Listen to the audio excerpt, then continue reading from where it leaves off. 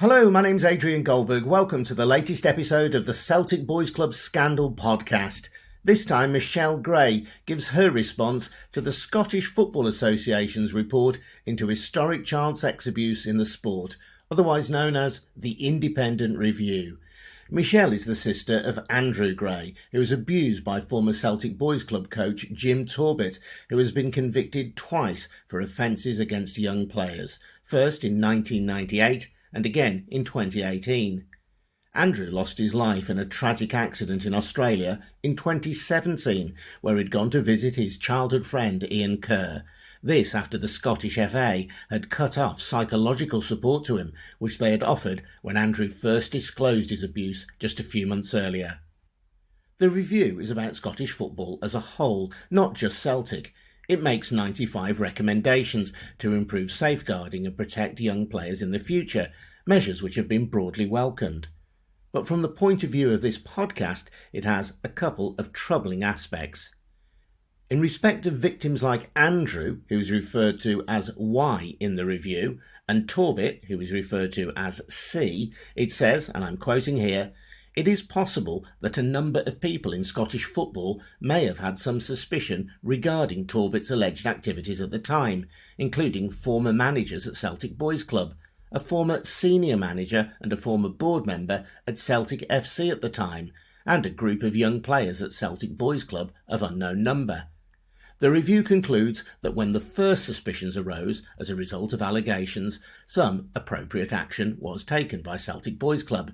However, the review is unable to confirm whether this matter was reported to the authorities at the time. The review finds it concerning that Torbett was permitted to return to Celtic Boys Club in another capacity after only a few years. So that's from the review. Now my question is, who were the people at Celtic who knew? I know this was all a long time ago, but are any of them still involved in the game? Was it appropriate, as the review suggests, to simply dismiss Torbett in 1974 and give him a glowing farewell reference in the Celtic View newspaper, which is what happened, given what he was suspected of? And don't Celtic have a responsibility for what happened later when, as the review acknowledges, Torbett was rehired by Celtic Boys Club, allowing him access to boys like Andrew Gray? At another point, the review says it's simply not on for football clubs to try to distance themselves from community-based feeder clubs with whom they had a shared identity. But that's precisely what Celtic have done with Celtic Boys Club, calling them a separate entity. So who at Celtic today should take responsibility for that? The review proposes no remedy for survivors and families like the Greys who feel they have been badly let down on this point over many years. Worse still for Michelle, the review suggests that her father, Andrew Gray Sr., pushed suspicions about Torbett to the back of his mind because of his son's dream of becoming a professional footballer. As you'll hear, this allegation has caused great hurt and anger. Michelle also tells me that she can't understand why the review says that Andrew was unable to provide a detailed account in person of what had happened to him before he tragically died. First, though, I asked her how important the review was to her and her family. For us, it was immensely important, Adrian. There had been a lot of time, emotion, tears spent with the SFA inquiry team after Andrew died, explaining our experience of the abuse and what it did to Andrew. And we were so anxious about seeing Andrew's testimony because we know that he had spoken to the SFA prior to the inquiry team. He'd spoken to the SFA on numerous occasions. He'd been over to Hampden at least twice and met with the previous chief executive, Stuart Regan. We also had, at the time, I think it was February 2017, after he disclosed, we also had the child protection officer and a colleague over at Andrew's flat. And Mum and I were at that meeting and it was extremely emotional. There was lots of notes taken, Adrian. So we know that there was a lot of first-hand experience that Andrew had shared with them. And then we were under the impression that the rest of the testimony would have been some information from Mum and I and from Andrew's friend Ian. The most important thing was first and foremost to make sure that the recommendations that were going to be put in place would ensure that children were much safer and would never experience what Andrew and many other wee boys did. But to read what we did as a family, it has completely broken us. My dad did not push any suspicions to the back of his mind so that Andrew could become a professional footballer. My dad asked on several occasions to Andrew, why does he want to spend so much time with all of you? Why is he taking us to the horse racing? Why does he want to take us to McDonald's? Now, you cannot force a child to say, I am being sexually abused. All you can do is ask, be there to support them, question. And these are the things that we told the SFA inquiry team. I mean, I met with Mark Cooper and his colleague first off in February 2018. They then followed up and asked if my mum would be happy to meet with them. I spoke to mum, and although we were very, very apprehensive, and my mum more so than me because of how Andrew had been treated in the months after his disclosure and prior to his death, I suppose I convinced her that after the meeting that I had with them, that these were two people that had told me they were completely independent and they had Andrew's best interests at heart and would make sure that his voice was heard. So I took my mum along to the second meeting. Can I just add as well, both of these meetings that we had were conducted in foyer areas of hotels. Never were we taken to a private area to discuss something so sensitive and so emotional. And I remember, it was something my mum mentioned after we met with them the second time. Why could they not have had a private area arranged for us, Michelle? That I didn't feel comfortable speaking, about such a horrific experience in a hotel foyer area. So as I say, she was very apprehensive, but I convinced her, let's go along. And honestly, we shared our deepest, darkest secrets with these guys. But not one of those secrets was that my dad knew and pushed it to the back of his mind. We shared things that we'd never spoke to anyone about before. As a family that we had tried to manage in our family environment of Andrew's behaviour and the outbursts and what it did to us, Adrian. And to see the amount of information we gave them, I gave them all Andrew's medical reports. I shared information, obviously, that Andrew had shared with me in relation to his meetings with the SFA prior to him leaving to go to Australia. None of that was included. The other thing that really upset us also was in the report they had said that Andrew was allegedly abused by Torbit. I think they said in the car and in the workplace. Now, that's not an allegation and that's not allegedly. It was proven in the High Court in Glasgow that Jim Torbit sexually abused Andrew in his car, in his flat, and in the trophy centre. For people who haven't read the report, let me just clarify this then, that your brother Andrew was young person Y and Jim Torbit, his abuser, was referenced simply as C in the SFA's final report. And the quote from the report says, "We understood from family members that Y's father, that's Andrew's father, your dad, grew suspicious about C, Torbit, spending so much time with his son because of Y's dream of becoming a professional footballer and the position of C, Torbit, to help his son. He pushed his concerns to the back of his mind." Now, from what you've said, your dad obviously had some level of concern about the amount of time that Torbit was spending with Andrew, but it's this implication that your father essentially suspected directly that abuse was going on and chose to ignore those suspicions because he wanted Andrew to succeed as a professional footballer. That's the implication that you find so hurtful and harmful to your family. Absolutely, Adrian. I'm sure Dad wasn't the only parent that asked questions. And when I say Dad asked questions about Andrew, why does he want to spend so much time with you? It wasn't just about Andrew. It was, why does he want to spend so much time with the boys for the club after he's finished coaching? Why does he want to take you to McDonald's? Why does he want to take you to dog racing tournaments and things? So to single out my father is absolutely disgraceful. It's been pretty obvious to us since Andrew disclosed and what we've researched and found out that a number of people not just suspicions, knew. They had been given information. Obviously, I've spoke to you about it before. There was the investigation into Jim Torbett 2 years before Andrew joined, and those allegations were dismissed, and it was basically put down to scurrilous allegations. So it's pretty obvious to me and many, many other people out there that these men were known within youth football and within governing bodies. But that report has came out and has basically said no one within SFA or within grassroots football knew about this, but my father did, and they've apportioned blame on my father. It's wrong, and for me, it's victim blaming. How can they turn that around and say that my daddy knew? My mum reiterated it. We told them my dad would have killed Jim Torbett with his bare hands if he had known that he'd even touched a hair on Andrew's head. Why was that not in the report? And the report that you're alluding to was an internal report which the Celtic View newspaper reported on in 1986, saying that Celtic's board of directors had investigated allegations and had found them to be unsubstantiated. So the idea that people within Celtic Football Club were unaware of these rumours holds no water. Exactly, Adrian.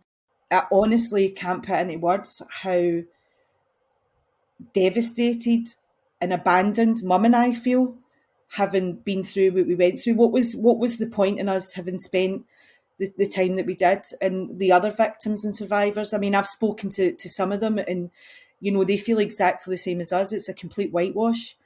It's great that they're putting all those recommendations in place for the future of children, but what are they doing for these brave men that had the courage and bravery to speak out, and their families?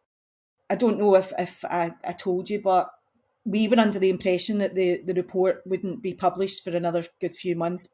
Now, I was sat at my work desk on Wednesday morning and received an email from the SFA to tell me that the report would be published at 12 o'clock on Thursday, which was just over 24 hours later.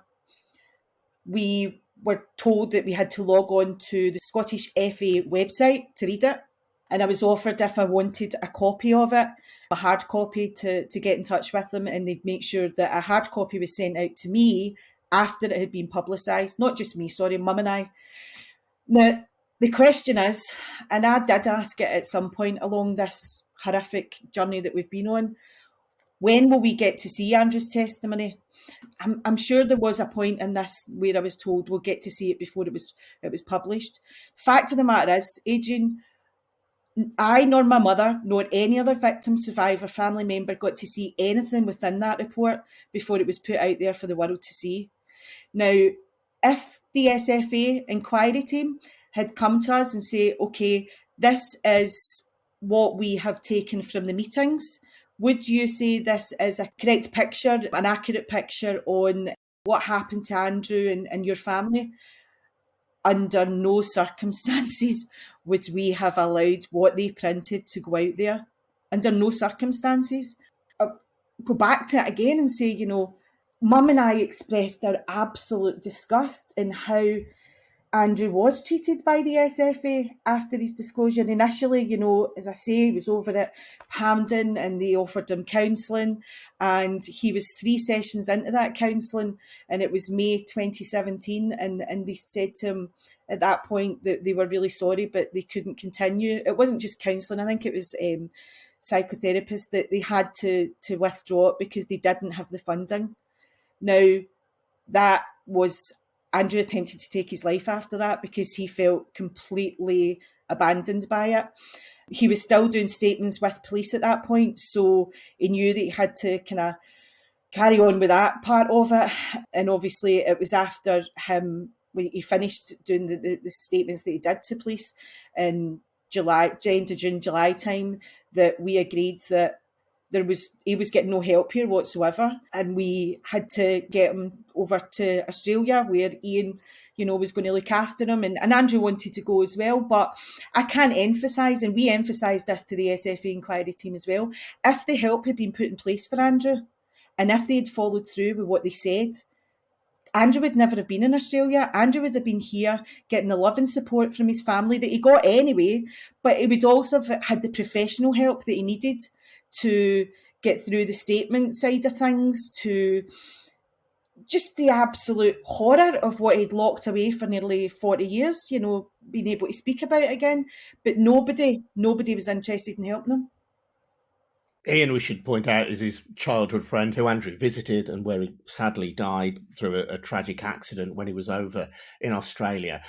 Celtic are praised in the SFA report for having made an apology, and since the report was published, Celtic have issued this statement. They say the club recognises the courage of all those who came forward and contributed to this review. The abuse of young people is an abhorrent crime which has unfortunately affected many organisations within Scottish football, indeed Scottish society as a whole. The club has publicly expressed its sincere sympathy, regret and sorrow to all those affected across Scottish football, including at Celtic Football Club and Celtic Boys Club, something which the independent review acknowledged and welcomed. Today, we reiterate this apology. Since the publication of the interim report, Celtic has been working with the Scottish FA and Scottish football as a whole to review these recommendations and to strive to make Scottish football a safer place for our young people. It says the club remains fully committed to continuing to prioritise welfare and safeguarding protections for our young people, including working with the Scottish FA in respect of the recommendations in this report. What do you make of that? I couldn't even say what I make of it, Adrian. Honestly, I couldn't. They have hidden behind so many investigations and so many statements. Now they need to face up to what has went on here and help every single person that has been affected by this. We're not just talking about one or two or three perpetrators from Celtic and Celtic Boys Club. Now, come on, guys, it's time that you took some sort of responsibility. And it's also time that the SFA forced these clubs into the apologies and the support that they should have been given to these men years ago when they spoke out. It's also high time the Scottish Government got involved. And as you know, Mum and I visited Holyrood and had a face-to-face meeting with the then Sports Minister in February 2019. I have a follow-up letter from that appointment, and at that point he told me that because it was an issue for the SFA and they were doing the inquiry, that unfortunately the Scottish Government couldn't get involved.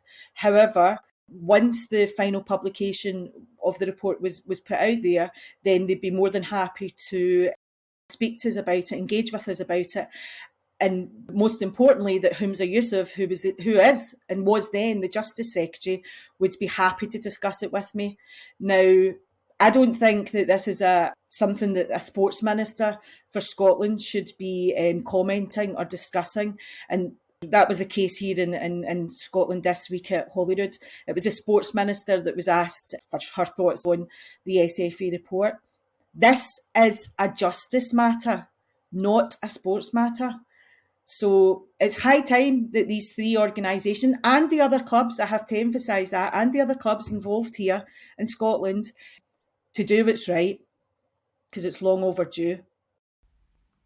Michelle Gray. Now, I did contact the Scottish Football Association for comment to see if they wanted to react to what Michelle was saying. They said they would pass on my request to the independent review. Since when, I've heard nothing.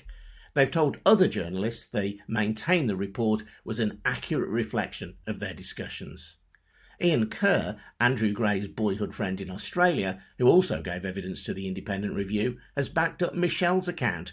What was written is categorically not true and has done nothing but add to the heartache of Andrew's friends and family, he told the Daily Record. I'm Adrian Goldberg. Thanks to everyone who's contributed to the GoFundMe page for my film about the Celtic Boys Club scandal. There'll be more developments soon. Meanwhile, thanks for listening.